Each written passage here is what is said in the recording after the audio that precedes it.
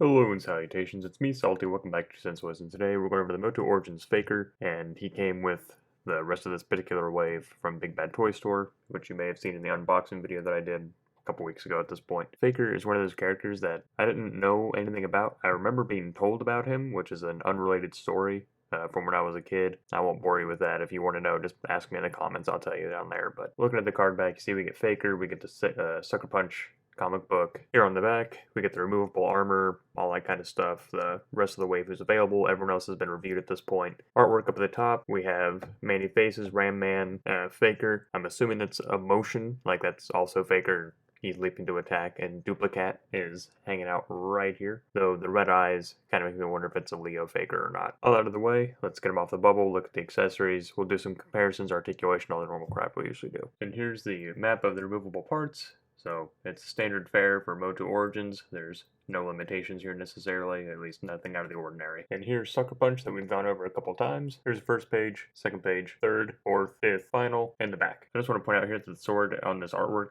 looks like they were going to give him a half sword initially, at least based on that little kind of hand guard, I guess. And you can see here they gave him a full power sword, so that's nice to see. The standard one that we get with MOTU Origins. Actually, I may have spoke too soon.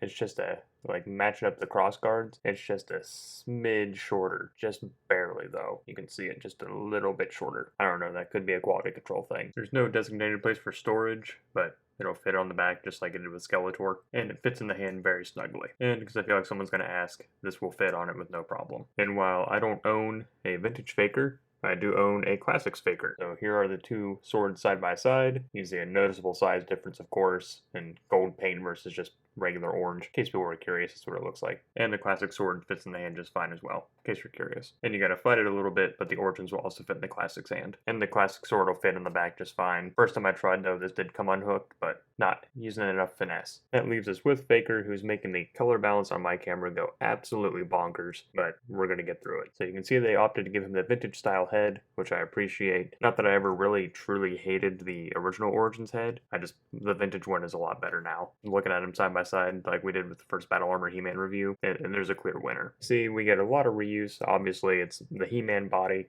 overall, with Skeletor's armor only cast in orange. Nothing really new here other than the sticker beneath here, which we'll take a quick look at. Spoke too soon, it's not a sticker, it's I think that's called laser printed onto it, so it's not a sticker, but it is printed onto the chest, so we get that nice little, reel-to-reel and computer components. Just doing a quick side-by-side with the classics, you can see very, very similar in design. Of course, detail is different, but very similar. With a little bit of fighting, the Classics armor will fit with no problem. It is a very snug fit. You can see that it's already wanting to come off here in the back, but you can get it on there. And with a little bit of stretching, you can get the Origins to fit on the Classics. And in case you're curious, the ball peg and the slot in the Classics don't quite match up in terms of size. Kind of gives you an idea what you might be looking at. The reason I bring that up is because I wanted to try this head on Faker. It's closer. It's a closer fit. It is staying on by itself, but it's not actually like flush on the figure, but you can see the blues don't quite match, so fake it till you make it, pun fully intended. And since they share the armor, we gotta do an armor swap with him and Skeletor. I actually kind of like the purple trunks on Faker, so I might do a boot and kind of leg swap, because the blues on them match very, very well, extremely well. Like, there's very subtle differences, but if I can do a boot swap and then just swap the legs, I think black, just solid black might look good on him. And that's what it looks like with solid black trunks, which isn't bad. I don't know. I might keep that. Who knows? But I'm going to swap it back for the review. And that's Skeletor with purple trunks. Makes my white balance go crazy, but doesn't look too bad. The only other version of Faker I own is the John Cena one from the MOTU WWE line, which I don't think I reviewed on the channel, but I got him some time ago because he's translucent blue.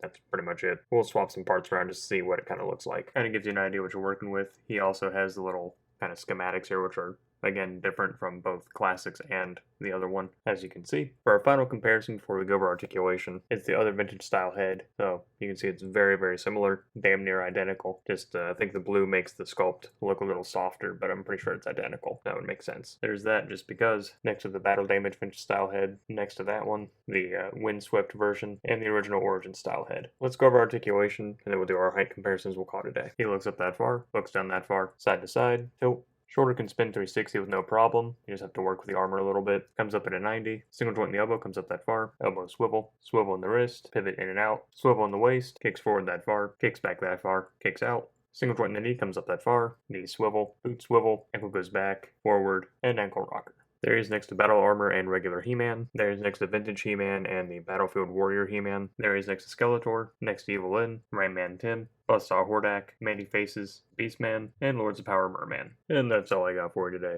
I had to give Faker a different shield because he didn't come with one. Lord knows I have enough He-Mans lying around and all that to give him a shield from one of them, but that's not the point. Overall, I'm pretty pleased with it. You know, I like the kind of printing on the chest. I like that they went with the vintage style head, give him a complete power sword. Kind of sucks we didn't get a shield or a battle axe with him, but I was able to pre-order the Leo Faker and Duplicat. Whenever those show up, we'll do a comparison with this Faker and that one, which I don't imagine there'll be that much difference between the two, but still. Let me know what you think down below about, you know, Faker, all that. Did you have Faker? Was it confusing to you as a kid that he was blue as a figure but not blue in the cartoon? Again, if you want to know, like, my one memory I have of Faker, just ask me below. I'll tell it to you, but I'm not going to waste everyone's time telling it here. But if it's your first time on the channel today and like what you saw, then all I ask is that you click like on the video and subscribe to the channel. It's a great way to help me out, and I very much appreciate it when you do. And I do thank you all for stopping by and spending some time with me today. So, until next time, I'm Salty, signing off.